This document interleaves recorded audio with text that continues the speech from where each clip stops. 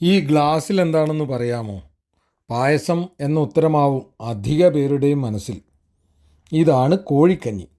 ഞങ്ങൾ എലത്തൂരുകാരുടെ സ്വകാര്യ അഹങ്കാരമെന്നു തന്നെ പറയാം. റംസാൻ മാസത്തിൽ മാത്രം ഉണ്ടാക്കുന്ന ഈ വിഭവം ഇതേ രീതിയിൽ മറ്റെവിടെയും നിങ്ങൾക്ക് കാണാനാവില്ല. എലത്തൂരിലെ ആച്ചാംപറമ്പ് തറവാട്ടുകാരാണ് ഈ കോഴിക്കഞ്ഞി വർഷങ്ങളായി തയ്യാറാക്കി സൗജന്യമായി അവിടുത്തെ പള്ളികൾ വഴി ആളുകൾക്ക് വിതരണം ചെയ്യുന്നത്. അതിന് ജാതിമത ഭേദമൊന്നുമില്ല. അവിടെ എത്തുന്ന ആർക്കും ലഭിക്കും.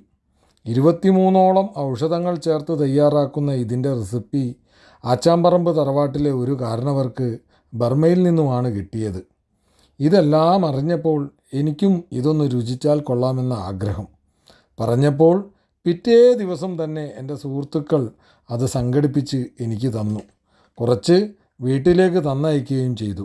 അതാണ് സൗഹൃദം.